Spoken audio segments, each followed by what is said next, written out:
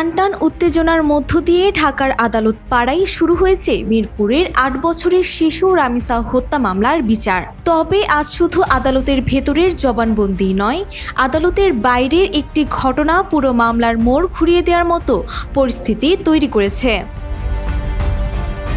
মামলার প্রধান আসামি সোহেল রানা আদালতে আনা নেওয়ার সময় প্রতিনিয়ত এমন কিছু মন্তব্য করছিলেন যা গণমাধ্যমে আসায় বিচার প্রক্রিয়া ব্যাহত হওয়ার আশঙ্কা তৈরি হয়। বিষয়টি আদালতের নজরে আনেন বিশেষ পিপি আজিজুর রহমান দুলু। তিনি ক্ষোভ প্রকাশ করে বলেন, কাস্টাডিতে থাকা অবস্থায় বিচারকের অনুমতি ছাড়া আসামির কথা বলার কোনো এখতিয়ার নেই। এর পরপরই আদালত কড়া নির্দেশনা জারি করে।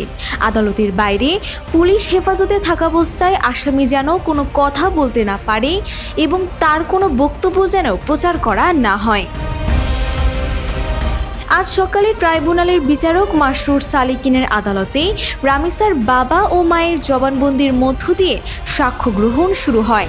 এরপরই তৈরি হয় এক আবেগঘন ও রহস্যঘেরা পরিবেশ।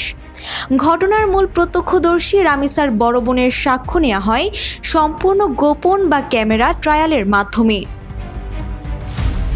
স্কুলে যাওয়ার পথে প্রতিবেশী স্বপ্না আক্তার কৌশলে রামিসাকে ঘরে ডেকে নেয়।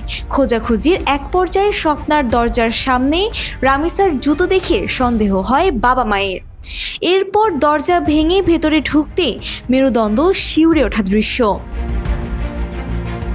মাত্র কয়েকদিনের ব্যবধানে অভিযোগ গঠন থেকে শুরু করে দ্রুততম সময়ে সাক্ষ্য গ্রহণ। আইনজীবী ও সাধারণ মানুষ আশা করছেন পৈশাচিক এই হত্যাকাণ্ডের দ্রুত ও দৃষ্টান্তমূলক বিচার যেন দেখতে পারে দেশবাসী।